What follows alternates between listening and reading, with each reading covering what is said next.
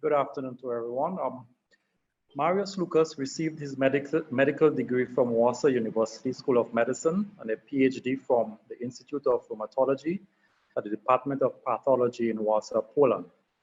In 2005, he joined St. George's University in Grenada. In 2012, Dr. Lucas was appointed Dean of Research for the School of Medicine at SGU. Dr. Lucas has published several papers in peer-reviewed journals and authored 12 books. In 2015, Dr. Lucas was appointed Dean of Basic Sciences at St. George's University School of Medicine. It is my pleasure to welcome Dr. Lucas. Thank you very much. So I will give you a brief talk a little bit what we did in basic sciences as a response to the COVID-19 and specifically as it relates to academics. We are one of the largest medical schools in the world. We have over 3,000 medical schools in basic sciences and another 3,000 students, in the clinical years. So when the pandemic hit, we had to manage the 3,200 students we had on campus and continue to manage them during the fall term.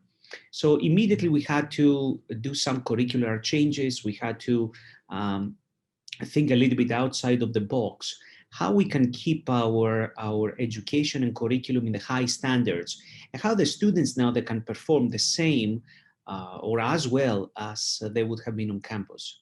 So I'm going to walk you through some small components of what we did and how those outcomes they look like at this point. So give me 1 second to share my presentation.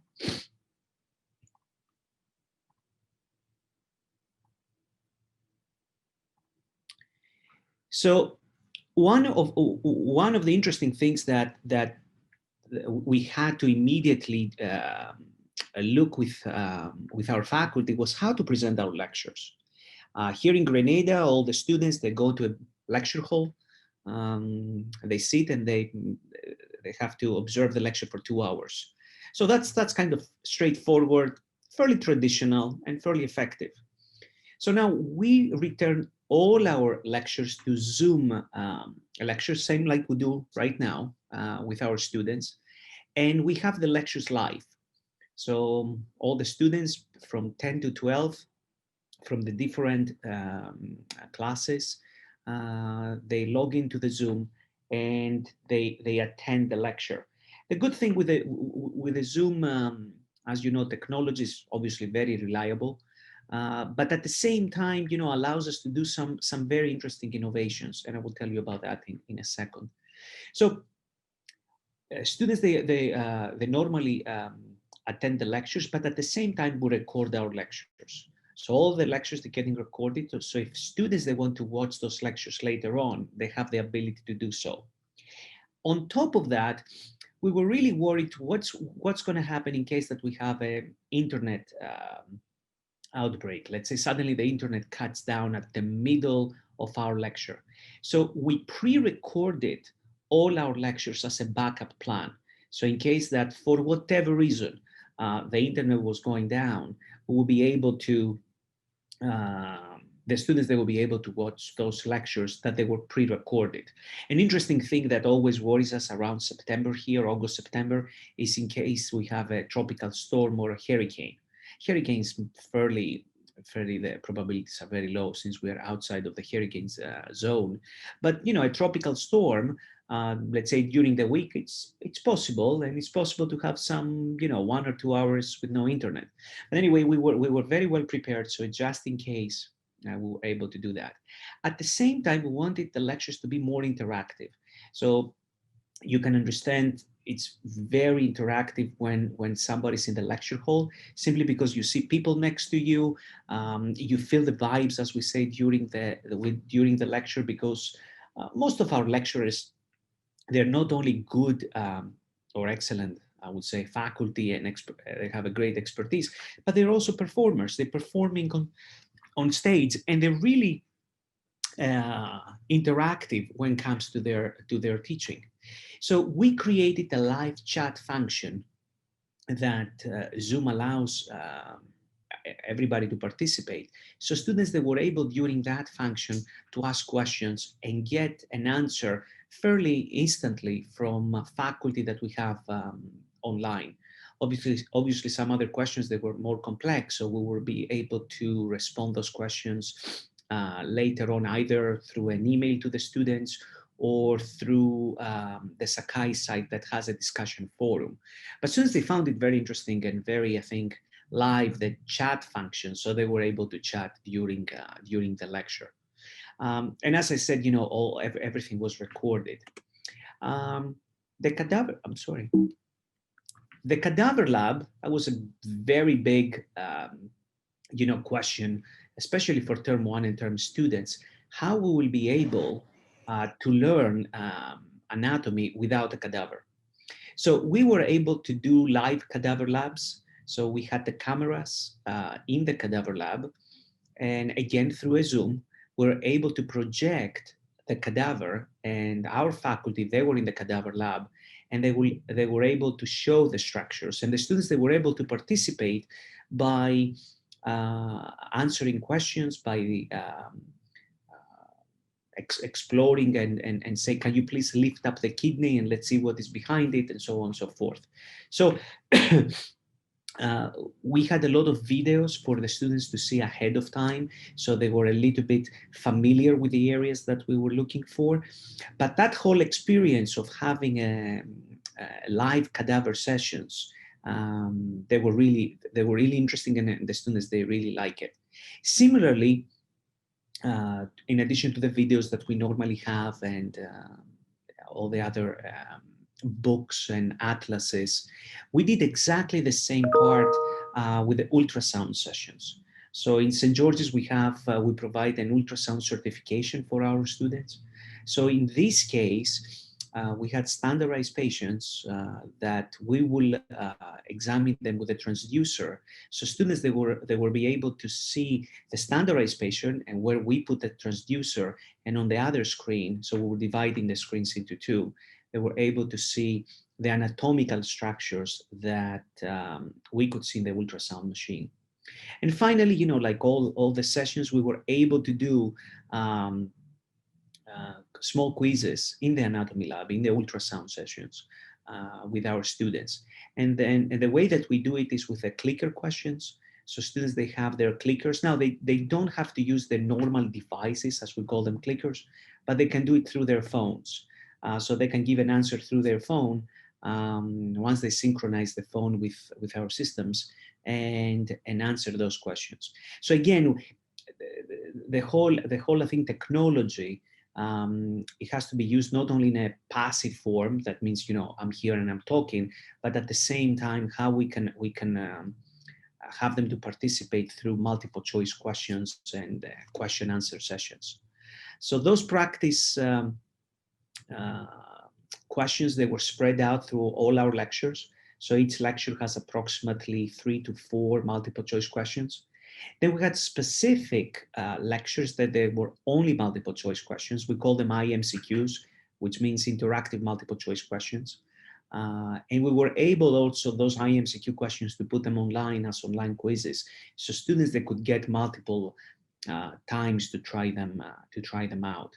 So having, I think, those multiple choice questions in the certain components of the online teaching, it proved very beneficial. And when students, they took their exams, we didn't see any drop in their performance, and we didn't see any knock on the wood, as we say, bad outcome. So we're very, very happy about that. Now, when it comes to assessment, somebody will say, okay, that's great. I understand the lectures. It's a Zoom. I understand the cadaver lab. It's again a Zoom. But how did you do 140 or 150 multiple choice questions online?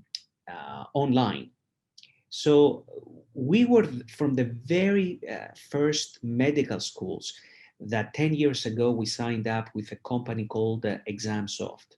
So the ExamSoft, really, it's a software that locks your computer, and you can take your exam online. So that was the way that all our exams are taking place in the last 10 years in St. George's University. So students that go to the lecture halls when we have the examination session, and they will take their exam all digitally. So we had that function. The issue was that how are we going to proctor all those students? Obviously, we don't want anybody to cheat, and we have always to prove that we have enough measures that our exams they're solid, and there is no way that somebody would cheat. So the ExamSoft came up with an AI program, an artificial intelligence program, and that software is very, very interesting because it records the surroundings of the person, and if something moves or the eyes of the student moves to different directions, if there are sounds, if the student speaks, it flags them out. At the same time, the entire session when the student takes the exam is getting recorded. So we have then the ExamSoft has proctors that they're gonna go and review the videos that they were flagged. They will give it to us, and then we have our internal processes that we review also those videos. But now, it's very interesting, those AIs, they're extremely sensitive. So it's possible, for example, a student to sneeze. Or sometimes, you know, a student will see a question and will be like, oh my God, that of course is getting flagged as, you know, oh my God, the student talked, and you know, the software flags it as cheating. Obviously the proctors, they see that and they understand it was nothing. But we had the interesting incidences. So I remember the first time that we ran it, we saw, you know, 75 students flagged out. Of course, you know, before you see the video, you're kind of scared, but all 75 cases, they were, you know, sneezing, coughing, and again, many students, they saw a question, they're like, oh. Some other times, obviously, students, they had a tendency to be a little bit more talkative than normal, and they will talk to themselves. Sometimes it's funny, obviously, to watch that, but we have to remind those students that under normal examination, environment, they should not talk, even if they're at home in their own room, because a matter of a habit, they shouldn't talk. But it was very interesting the way that, you know, they will talk to themselves. They will say the mnemonics out loud and so on and so forth. The same now we were able to do with the online, as we call it, objective structure clinical examinations, they were OSCEs, and the objective structure practical examinations. So those are the examinations that we normally do in the clinical skills when we examine a patient.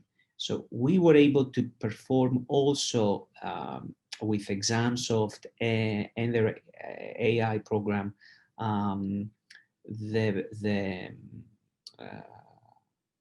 those examinations. So we had standardized patients. So the students, they had to take a history, they had to ask certain questions, and then they have to describe, for example, when they had to do an auscultation, where they will place the stethoscope. So instead of normally placing the stethoscope without the, you know, saying to anybody, you know, that they will try, let's say, to listen to the aortic valve or pulmonary valve or mitral valve. Normally, you know, during those examinations, the proctor and the grader, they see where the student places the stethoscope and they grade them. At this time, they had to say second intercostal space, mid-axillary line, and mid-clavicular line. I'm gonna auscultate X, and so on and so forth. So it was a little bit more descriptive, but again, very, very, I think, successful, the way that that whole examination ended up. Now the clinical skills, that's, I think, one of the interesting parts that we had to be a little bit more innovative than the rest of the components of the curriculum.